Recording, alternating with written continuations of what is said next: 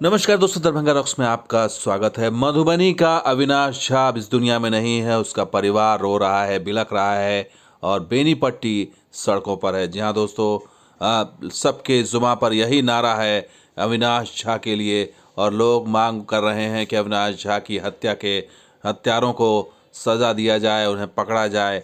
और तमाम जगहों से यही आवाज़ उठ रही है कि युवा आरटीआई एक्टिविस्ट के साथ जो कुछ हुआ, जो गुनहगार है उसे सज़ा मिले। और इसके लिए बेनीपट्टी में आज सड़क पर जुलूस निकला और हर किसी की जुबां पर बस एक ही नारा था, लड़ूंगा तब तक, जिंदा हूं जब तक। और इसी नारे को बुलंद करते हुए ये भीड़, ये लोग आवाज़ उठा रहे थे, मशाल उठा रहे थे कि युवा पत्रकार आरटीआई एक्टिविस्ट के साथ जो कुछ हुआ वो आगे फिर ना हो। और मेडिकल माफिया जो उसने जो है इसके पीछे, हत्या के पीछे है, उसको एक्सपोज करने वाले ये युवा पत्रकार, युवा आरटीआई एक्टिविस्ट के लिए पूरा मिथिला, पूरा मधुबनी उमड़ पड़ा सड़कों पर। और युवाओं ने एक आवाज़ में इंसाफ की मांग उठाई। आपको बता दें कि अविनाश झा की अपहरण करके उनकी निर्मम हत्या कर दी गई और उनके शव को जला दिया गया, और अर्धजला शव उनका बरामद हुआ था शुक्रवार को। और उसी के बाद लोगों का गुस्सा भड़क उठा, खास करके आरटीआई एक्टिविस्ट और सामाजिक कार्यकर्ता और तमाम नेशनल इंटरनेशनल मीडिया तक, यहाँ तक कि बीबीसी ने भी अखबार में छापा कि अस्पतालों का भ्रष्टाचार उजागर कर रहे युवा पत्रकार की बिहार में हत्या कर दी गई। आपको बता दें कि इसको लेकर के लगातार गम और गुस्सा है, और बिहार सरकार से और पुलिस से मांग की जा रही है कि ऐसी घटनाएं क्यों हो रही हैं।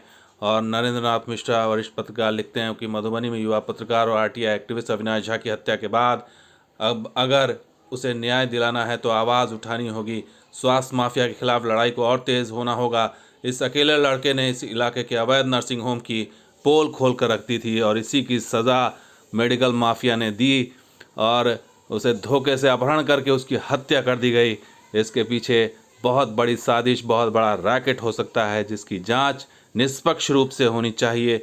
और लेकिन निष्पक्षता कब होगी, सवाल उठ रहे हैं कि बिहार के मधुबनी जिले के जिस आरटीआई एक्टिविस्ट की हत्या की गई उसमें प्रेम प्रसंग का मामला बताया जा रहा है। मधुबनी पुलिस ने हत्या में शामिल एक महिला को गिरफ्तार किया है और अन्य आरोपियों की तलाश की जा रही है। तो हो सकता है कि जांच को भटकाने के लिए इस तरह की जो है बातें सामने आए कि केस को भटका दिया जाए और असली मुजरिम, असली गुनहगार बच जाएं। लेकिन लोगों ने जो है मांग उठाई है। अब देखना होगा कि इन परिवार के आंसू कब पोंछे जाते हैं और बुद्धिनाथ झा और अविनाश झा को इंसाफ कब मिलता है। तो दोस्तों, वीडियो कैसा लगा ज़रूर लाइक कीजिए, शेयर कीजिए, कमेंट कीजिए, सब्सक्राइब कीजिए। कुछ और वीडियो के साथ हाजिर होंगे। आप देखते हैं दरभंगा रॉक्स और शुक्रिया, धन्यवाद। जय हिंद, जय बिहार, जय मिथिला।